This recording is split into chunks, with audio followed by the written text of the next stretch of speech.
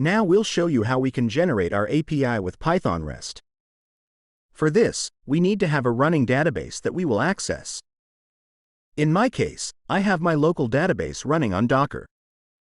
With that out of the way, the screen you're seeing now is a folder I created on the desktop to generate the API, and I opened it in VS Code. To start the generation process, we press Ctrl-J to open the terminal in VS Code. In the terminal, we'll type our command, PythonREST generate, which accepts parameters for different types of databases.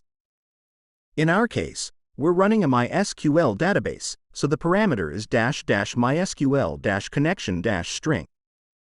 The connection string needs to follow this pattern. It starts with mysql://, then the username, admin in this case, a colon, my password, simple yet efficient password in this example, followed by an @ sign, our endpoint, which is localhost in our case, another colon, the database port, 3306, the default for MySQL, and / the database name, mini Twitter in this case.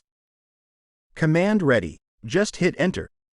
You'll notice it generated the API quite quickly. If it were a larger database, it might take more time, but nothing excessively long. Now, let's demonstrate how we run our project in the terminal. After generating our project, it will be in a folder called PythonREST API, which contains all the files for our API. Looking at the README of this project, we have the steps to run the project with Venve, the Python virtual environment. The first step is to create our Venve. Pay attention to this step, as I'm going to open the terminal, and we need to navigate to the project folder, which is PythonREST API. To make things easier, you can close VS Code and open it inside the PythonREST API folder. But if you're like me, you can use the terminal with the command cd PythonREST API. Now that we're in this folder, we can start with the Venve part. The command is python-m venve, and it may take a while to create the Venve. Once created, the terminal will return without any output. The next command is to activate the virtual environment, /venve, /scripts, /activate. Notice that, to show that the virtual environment is activated, the terminal will display Venve in parentheses. Now, after activating it, we'll install all the libraries necessary for the API. It will fetch them from the requirements.txt file, and this may take a little because there are quite a few libraries. Once it's done, the terminal will return here for us. Now that it's finished, we can run the API with this command, pythonapp.py.